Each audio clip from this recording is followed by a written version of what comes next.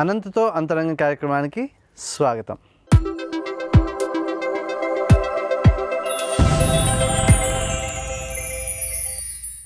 ప్రభుత్వోద్యోగిగా ప్రారంభమైన జీవన ప్రస్థానం అనుకోని మార్పులతో సినీ రంగంలో కాలుమోపి అంచెలంచెలుగా పతాక స్థాయికి ఎదిగారు. నిర్మాతగా, దర్శకుడిగా కీర్తి గడించారు. ముక్కుసూటితనం ఆయన సినీ రంగంలో ప్రత్యేకమైన గుర్తింపునిచ్చింది. అనుకున్నది చెప్పడంలో ఖచ్చితత్వం ఆయన యొక్క నైజం. ఇండస్ట్రీ దర్శక నిర్మాత దాసరి గారి తర్వాత పెద్ద దిక్కుగా భావించే వ్యక్తి. 3 దశాబ్దాల సినీ ప్రయాణంలో చరిత్ర చిత్ర నిర్మాణ సంస్థ అధినేతగా ప్రత్యేకించి పరిచయం అవసరం లేని వ్యక్తిగా గుర్తింపు పొందారు. సినీ, సామాజిక, రాజకీయ అంశాల్లో ఆయనకంటూ ఒక పట్టు ఉంది. అనంతతో అంతరంగం కార్యక్రమంలో వారి అంతరంగాన్ని ఆవిష్కరించడానికి ఈరోజు మనతో ఉన్నవారు శ్రీ తమ్మారెడ్డి భరద్వాజ. సినిమాల యొక్క ప్రభావం ఏ రకంగా పాత్రను పోషిస్తోంది? శివ, అలజడి అని 2 సినిమాలు వచ్చినాయి. మా చిన్న చైన్ తీసుకుని ప్రతి స్టూడెంట్ కొట్టడానికి వచ్చి నేనే శివ అనాలి 2 వచ్చి.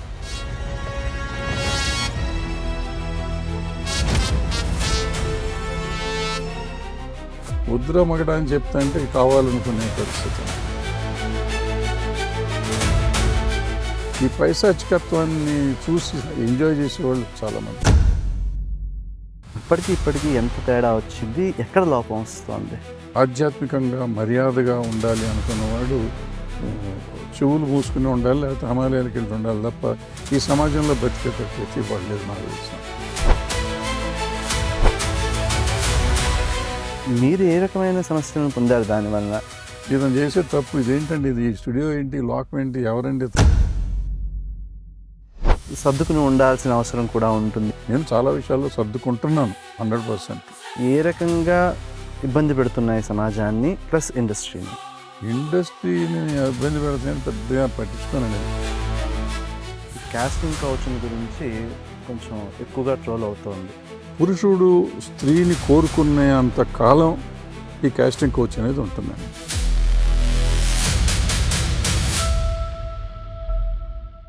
నమస్కారం భరద్వాజ్ గారు, మీరు మాతో ఇలా కలవడం చాలా ఆనందంగా ఉంది.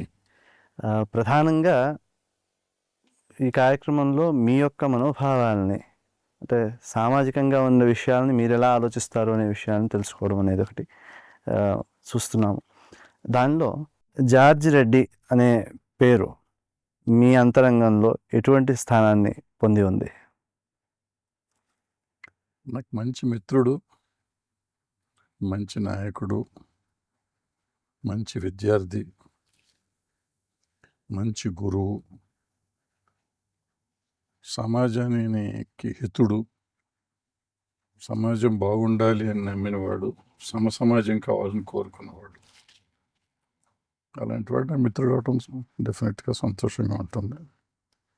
అతను లేకపోవటం చాలా వెల్తిగా ఉంటుంది. వారితో మీకున్న అనుబంధాల విషయంలో కొన్ని జ్ఞాపకాలు మాతో అయినా పంచుకుంటారా? చాలా జ్ఞాపకాలు ఉంటాయండి. చదువుకున్నప్పుడు అంత దగ్గర 3 ఏళ్ళు 4 ఏళ్ళు కలిసి ఉన్నాం. 1 2 కాదు, చెప్పుకుంటూ పోతే రోజులకు చాలా కావాలి.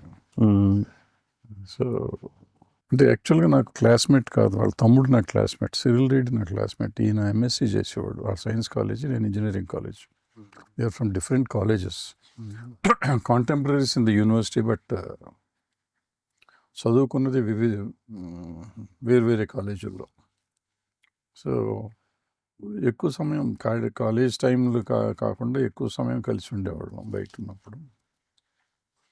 సో అతను మొదట్లో ఉన్నప్పుడు చాలా నార్మల్గా ఉండేవాడు. అంటే ఇది అతను సామాజికంగా మొదటి నుంచి ఉంది, కానీ పెద్ద సీరియస్ యాక్టివిటీస్లోకి ఒక స్టేజ్ వచ్చినాక వచ్చాడు. అతను వచ్చి ఆ సీరియస్నెస్ పెరిగే లోపల అతను హత్య చేయబడి అన్నాడు. సో బట్ నాకు పర్సనల్గా ఏంటంటే బాగా క్లోజ్ ఫ్రెండ్, మిత్రుడు, నాకు కావాల్సిన వాడు అంతే. ఇక్కడ సినిమా రంగంతో మీకు చాలా కాలం ప్రయాణం సాగింది. అలాగే 50 ఏళ్ళు అయిపోయింది. అలాగే మా నాన్నగారిది కలిపితే 60-62 ఏళ్ళు అయిపోతుంది. ఈ రాజకీయపరమైన విశ్లేషణలు ఇవన్నీ కూడా మీ మనోభావాలు ఎలా ఉన్నాయనే విశ్లేషణ సహజంగా చేస్తూ ఉంటారు. దీనిలో సినిమా రంగాన్ని తీసుకుంటే, సినిమా రంగంలో ఈ సమాజంలో జరుగుతున్న అసాంఘిక, అనైతిక కార్యకలాపాలు ఏవైతే ఉన్నాయో అవి. వాటి మీద అవి జరగడానికి, వాటిని ఆపు చేయడానికి No. సినిమాల యొక్క ప్రభావం ఏ రకంగా పాత్రను పోషిస్తోంది? చాలా ప్రభావితం చేసే విషయం చాలా ఎక్కువ ఉంటుందండి సినిమాల్లో. అన్ఫార్చునేట్గా ఈ మధ్యకాలంలో సినిమాలు చాలా తక్కువ మంది తక్కువ చూస్తున్నారు కాబట్టి, కానీ అయినా కూడా సినిమాల్లో మన దురదృష్టం ఏంటంటే, ఇప్పుడు మీరు చెప్పినట్టు ఒక తప్పు జరిగితే ఆ తప్పుని మూలంగా తీసుకుని మన వాళ్ళు ఒక సినిమా కథ తయారు చేస్తారు. కథ తయారు చేసి దానికి పరిష్కారంగా మనం ఒకటి చెప్తాం. బట్ పరిష్కారం అంత రుచించకపోవచ్చు జనానికి. ఈ ముందు చేసి తప్పు వాళ్ళు ఫాలో అయ్యే ప్రమాదం ఉంది, అవుతున్నారు కూడా. ఫర్ ఎగ్జాంపుల్ శివ, అలజడి అని 2 సినిమాలు వచ్చినాయి మా చిన్నప్పుడు. అలజడికి నేనే డైరెక్టరు, శివకి రామ్ గోపాల్ వర్మ. శివాలో ఆయన సైకిల్ చైన్ తీసుకుని ఫైటింగ్కి వెళ్తాడు. నా సినిమాలో హాకీ స్టిక్స్ తీసుకుని హీరోలు ఫైటింగ్కి వెళ్తాను. సో ఆ సినిమా వచ్చిన కొత్త తర్వాత మేము ఇద్దరం 2 రకాలు చెప్పాం. ఈ రౌడీజములు కరెక్ట్ కాదు, ఇదంతా చేయకూడదు అనేది బేసిక్గా. నేను విద్యార్థులకి రాజకీయాలు రావద్దు అనేది నేను చెప్పాను, ఆయన రౌడీజం అక్కర్లేదని చెప్పి something like that. Basic thought అది. బట్ సినిమా అంతా ఇది ఉంటుంది. సో దాంట్లో అవన్నీ వదిలేసి చైన్ తీసుకుని ప్రతి స్టూడెంట్ కొట్టడానికి వచ్చి నేనే శివ అనే లెవెల్లో వచ్చి హాకీ స్టిక్స్ తీసుకుని వెళ్ళి వద్దురా మగడా అని చెప్తా అంటే కావాలనుకునే పరిస్థితి ఉంటుంది.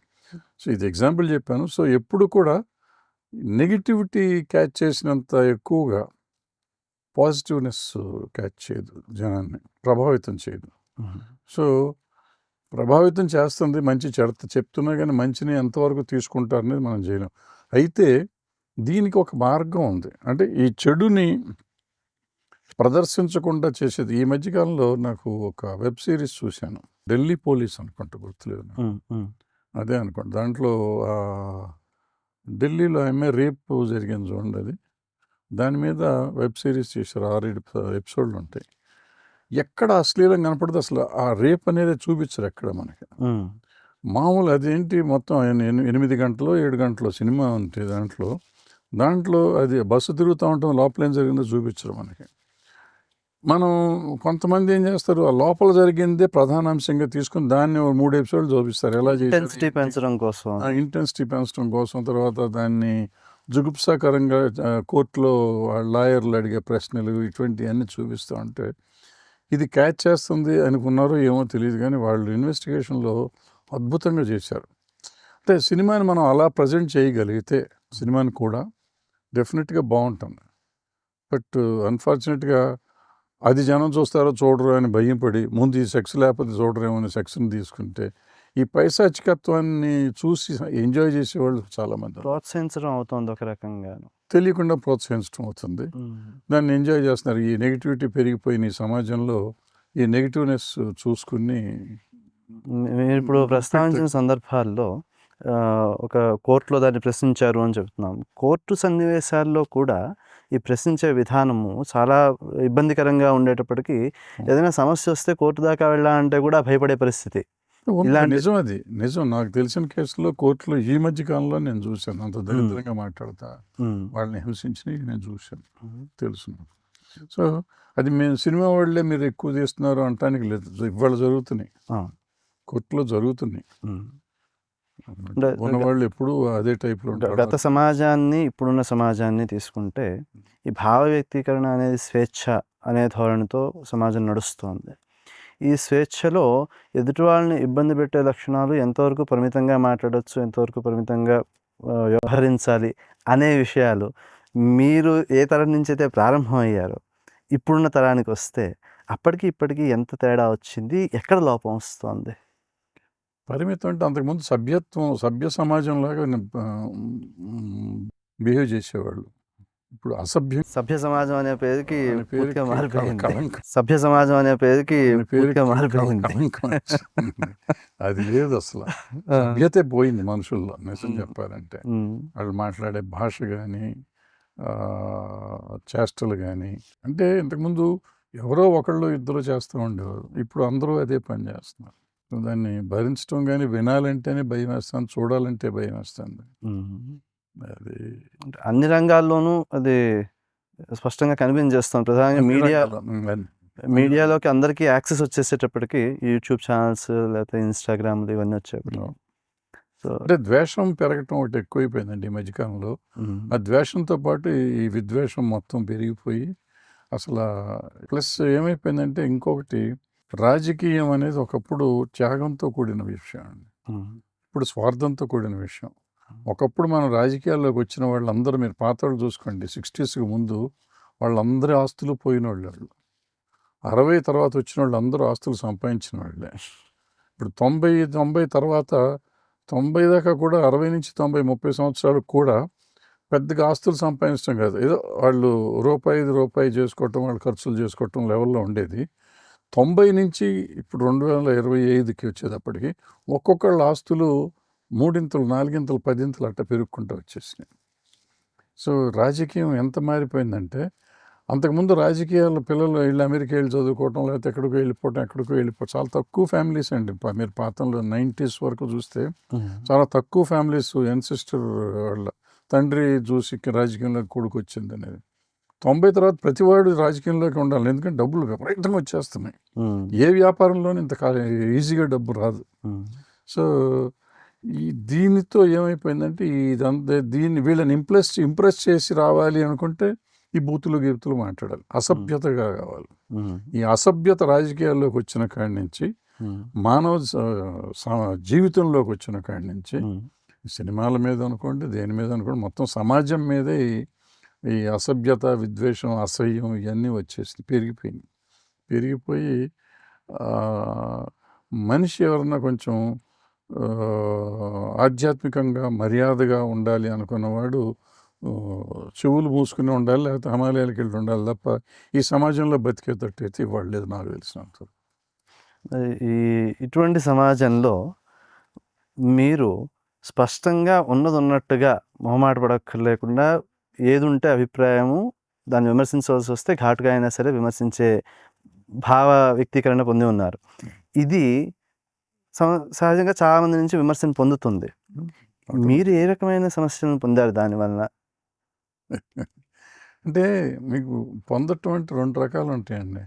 మనకి ఏదో కావాలి, మనకి ఇది కావాలి అని మనం అనుకున్నాం అనుకోండి, అనుకుంటే అది సాధించడం కోసం కాంప్రమైజ్ అవుతాం జీవితంలో. మనం ఇలా ఉండాలి అనుకుంటే మనం ఉన్నదంతా సంతోషంగా ఉన్నాం, మనకి సంతోషమే సగం బలం అనే ఫీలింగ్లో మనం ఉండగలిగితే ఉండిపోవచ్చండి. అప్పుడేంటి మనకేం ఆశ లేదు, నాకేదో కావాలి అనే కోరిక లేనప్పుడు మనం ఏం మాట్లాడినా పర్లేదు. నాకు కోరిక ఉందనుకోండి, నేను ఇవాళ ఇక్కడికి వచ్చాను, ఏదో అన్నాను, ఇవాళ నాకు ఈయనతో పని ఉంది, ఈయనతో పని అంటే ఈయన రాముడు దేవుడు అంటాం ఉంది. లేదంటే ఇతను చేసే తప్పు ఇదేంటండి, ఇది స్టూడియో ఏంటి, లోకం ఏంటి, ఎవరండి ఇతను, ఎందుకంటే చేశాడని మొదలెట్టాను అనుకోండి, అప్పుడు మళ్ళీసారి రానివ్వరు. దానివల్ల నాకు నష్టం ఉంటుందని అనుకుంటే నష్టం ఉంటుంది. అదేమీ లేదనుకుంటే నా ఇష్టం, ఏదన్నా చెప్పొచ్చు, ఏదన్నా చేయొచ్చు, ఏదైనా పోవచ్చు. సో వాక్ స్వాతంత్రం ఉంది కదా అని వెర్రితల్లేసే మాటలు మాట్లాడకూడదు, కానీ నిజం మాట్లాడటంలో తప్పు లేదు. ప్లస్ మనకి స్వార్థం ఉంటే మాత్రం నిజం మాట్లాడతాం ఎప్పుడైనా కష్టం, ఎవరికైనా కష్టమే. అది ఆ కష్టం నాకు. మీరు ఆ విషయంలో ఇబ్బంది పడ్డారని మీకు తెలుసు కాబట్టి సమాజానికి మీలాగా ఉండడమే సరైన విధానము అని సూచిస్తారా, లేదా సర్దుకుని ఉండాల్సిన అవసరం కూడా ఉంటుంది అని సజెషన్ ఇస్తారా? అంటే మనిషి అవసరాలను బట్టి అండి, ఏది మనిషి అవసరాలను బట్టి ఉంటుందండి. అవసరాలను బట్టి ఇప్పుడు నేను మాత్రం సర్దుకోకుండా ఉన్నాను అని నేను నన్ను ఆత్మద్రోహం చేసుకోవటమే.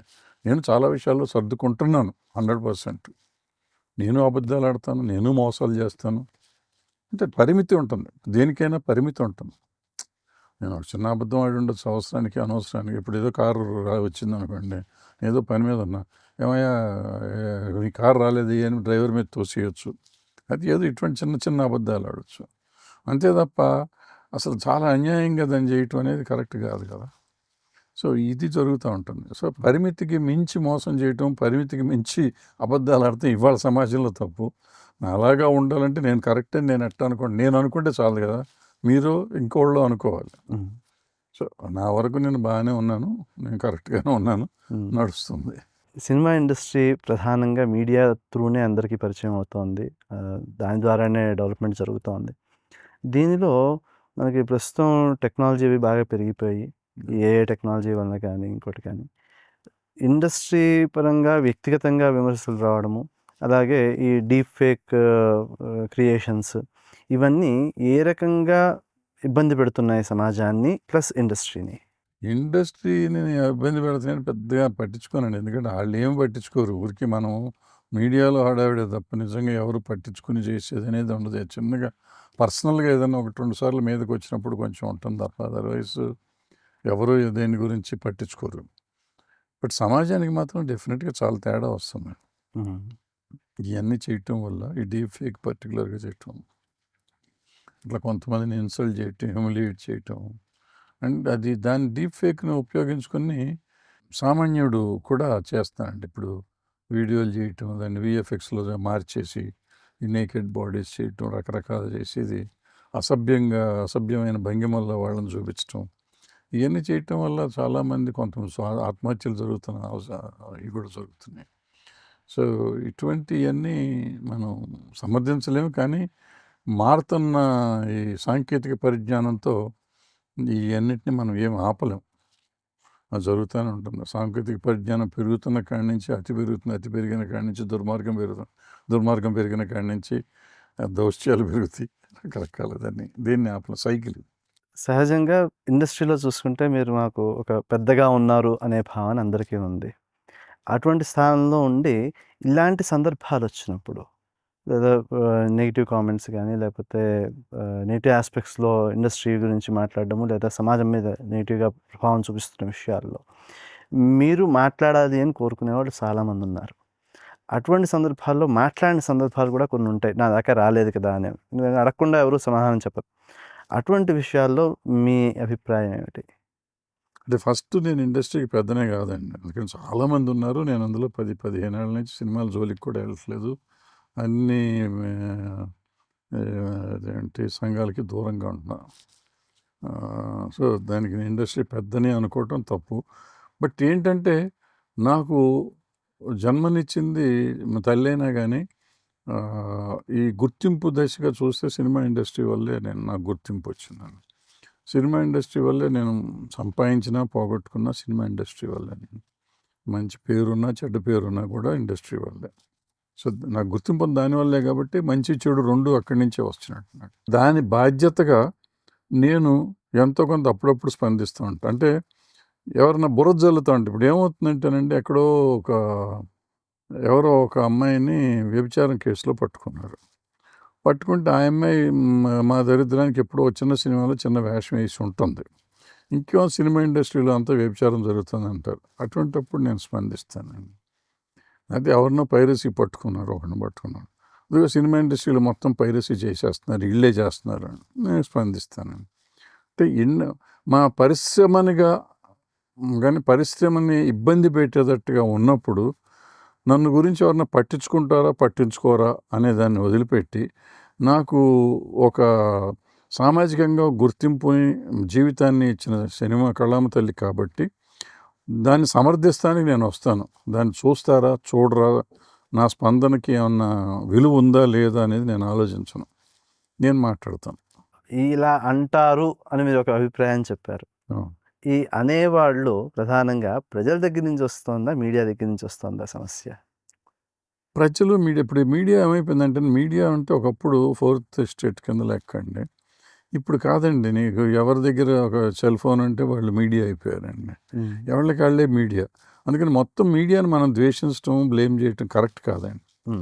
సో ఈ సోషల్ మీడియా అనేది ఒక కొత్తగా కనిపెట్టేసి సోషల్ మీడియా అంటే ఎవరికి తెలీదు.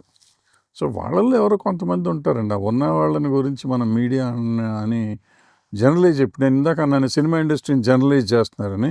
అంటే జనరలైజ్ చేసి మీడియా అని అంటాం తప్పు. మీడియాలో మంచి ఉంటుంది, చెడు ఉంటుంది. ఎక్కడైనా మంచి చెడు ఉంటుంది.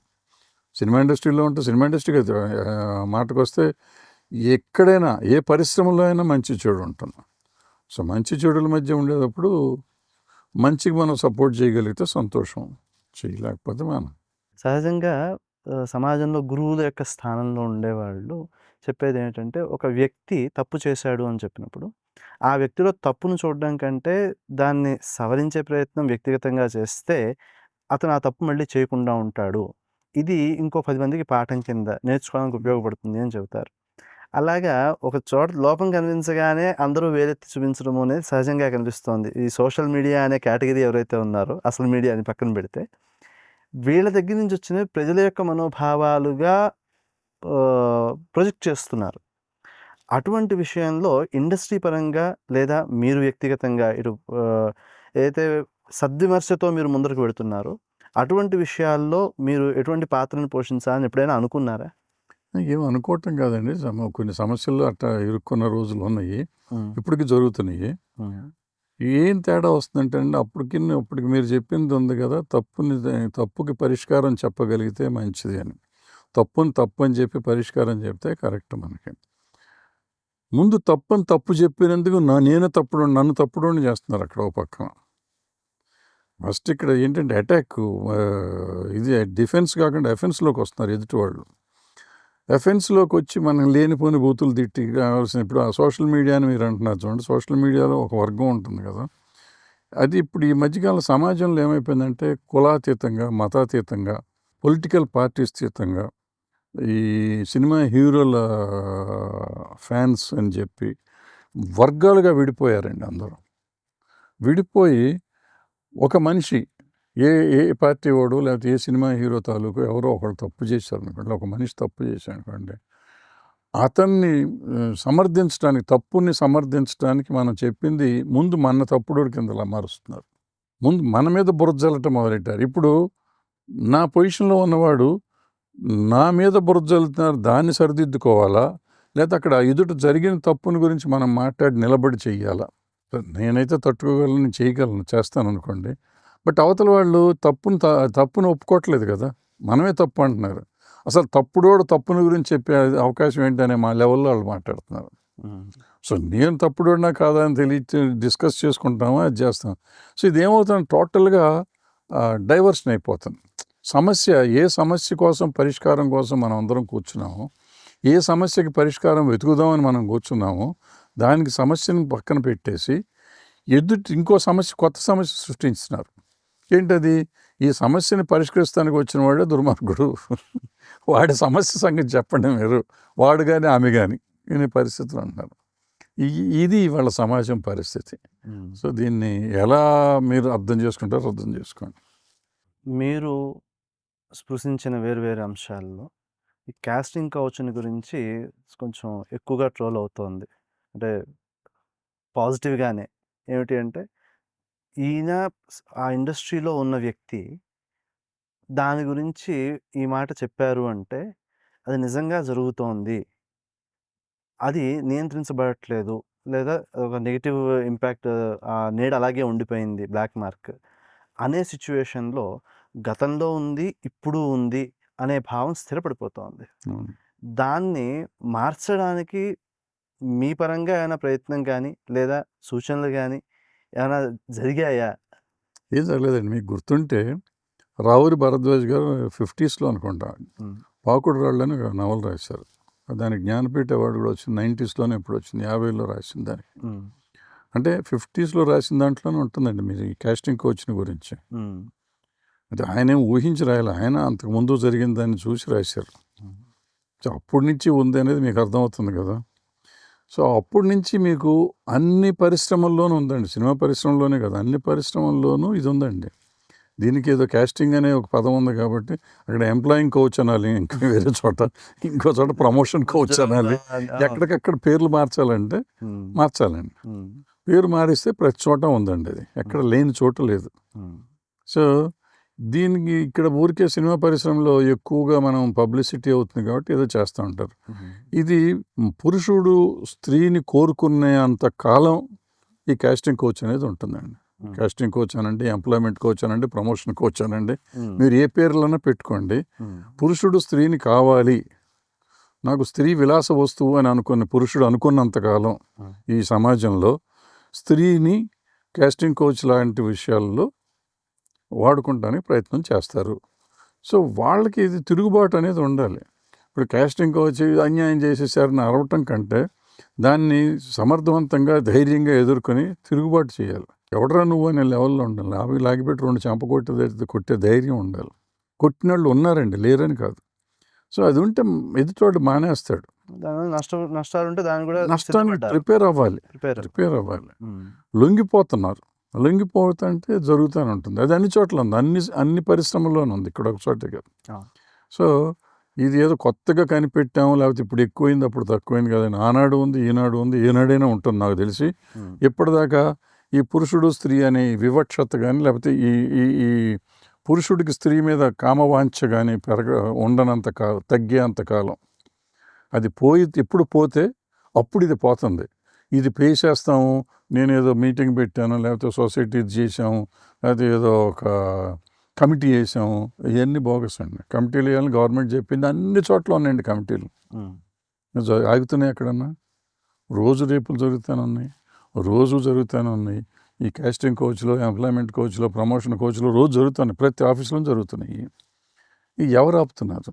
అన్ని చోట్ల ఉన్నాయండి కమిటీస్, ఐసిఐసి కమిటీస్ అనేది పెట్టారు, అన్ని చోట్ల ఉన్నాయి. మరి ఆగుతున్నాయా? ఏం చేస్తున్నాం?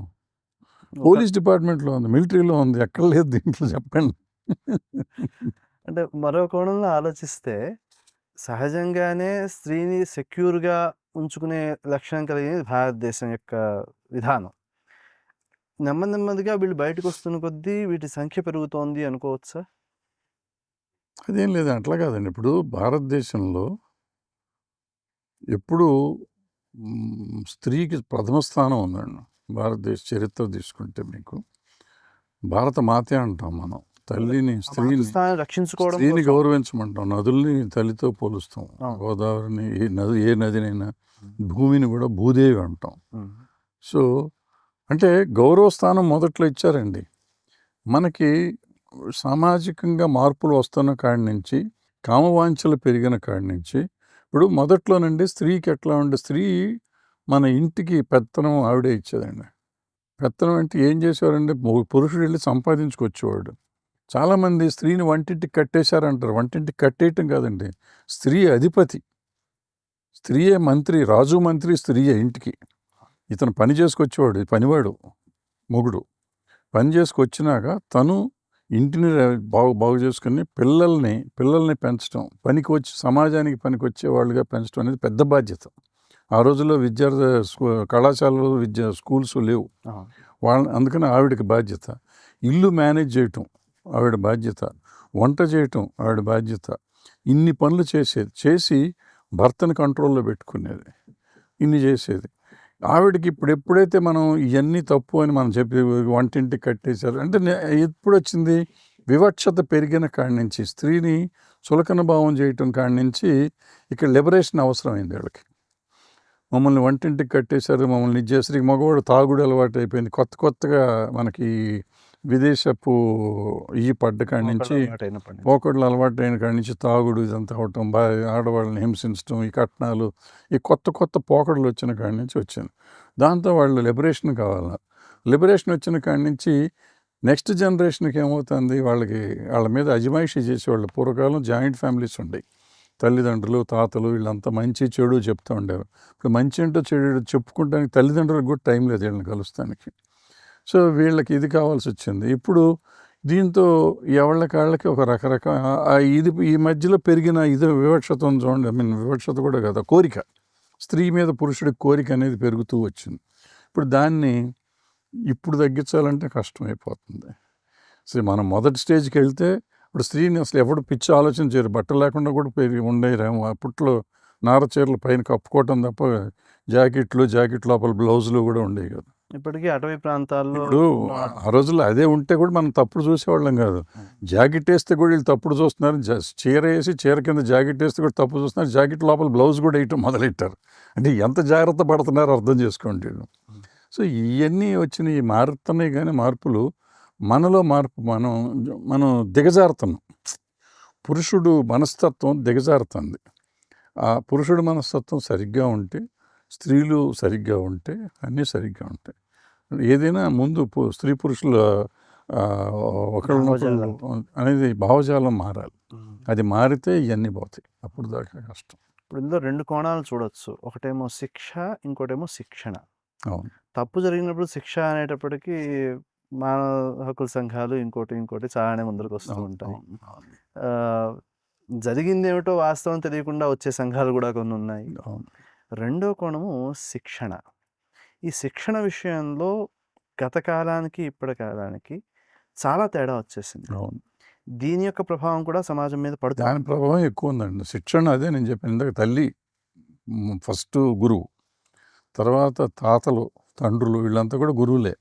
ఇంట్లో వీళ్ళందరూ మంచి చెప్తూ ఉండేవారు, ఏదో ఎక్స్పీరియన్స్ చెప్తూ ఉండేవారు. వాళ్ళు ఎవరు చెప్తానికి ఎవరు లేరు. వీళ్ళు స్కూల్కి వెళ్తే జరిగింది, లేకపోతే అక్కడ కూర్చొని ఈ సినిమాలు చూసి ఇప్పుడు ఇంత సెల్ ఫోన్లు వచ్చినాయి. స్కూల్ పిల్లలకు కూడా మనం సెల్ ఫోన్లు ఇచ్చేస్తున్నాం. అందులో వాళ్ళు ఈ బ్లూ ఫిల్మ్ కంపల్సరీ అయిపోయినాయి. వాళ్ళు ఆ బ్లూ ఫిల్మ్లు చూసో, లేకపోతే పిచ్చి చూసో, బూతులు చూసో వాళ్ళు అట్టగా తయారైపోతున్నారు. సో శిక్షణలో ఇంతకుముందు తాతలు, తండ్రులే మనకు శిక్షణ ఇచ్చేవారు, స్కూల్ గురువులే ఇచ్చేవారు. ఇప్పుడు అది కాదు. ఇప్పుడు సెల్ ఫోన్ ఇస్తాను. సెల్ ఫోన్లో ఏముంటున్నాయి? పరమ చెత్త అంతా ఉంటాను. ఆ చెత్తే మన గురువు. సో ఈ మైండ్ పొల్యూట్ అయిపోతాను. ఆ కలుషితమైన మనసు కానీ, బ్రెయిన్తో కానీ మనుషులు పాడైపోతున్నారు. సినిమా ఇండస్ట్రీలో కూడా చాలా మార్పులు వస్తున్నాయి. మనం మారిపోవట్లేదా? శిక్షణ అనే కోణంలో సినిమా యొక్క పాత్ర కూడా ఉంది కాబట్టి అటువైపు ఏం జరిగిందో మనకు తెలియదండి.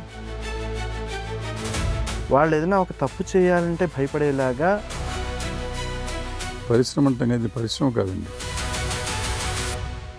భారతీయమైన గుర్తింపు, గౌరవము దెబ్బతినకుండా ఉండే చర్యలు చేపట్టడానికి మారిపోయిన సమాజంలో ప్రభుత్వం తీసుకోలేదు, మనము తీసుకోలేము. బడ్జెట్లు పెరిగిపోతున్నాయి, చిన్న సినిమాలు ఆడడం కష్టం అవుతుంది. మన ప్రయత్నం మనం చేస్తూ ఉంటే జరుగుతూ ఉంటుంది.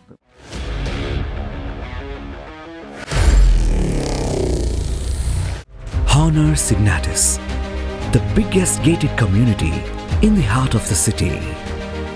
Spacious 3, 3.5 and 4 BHK apartments at Kukatpalli, High-Tech City. 27.5 acres, 18 towers, G+25 floors, 1695 to 3815 square feet unit sizes. For more details, search for Honor Signatus.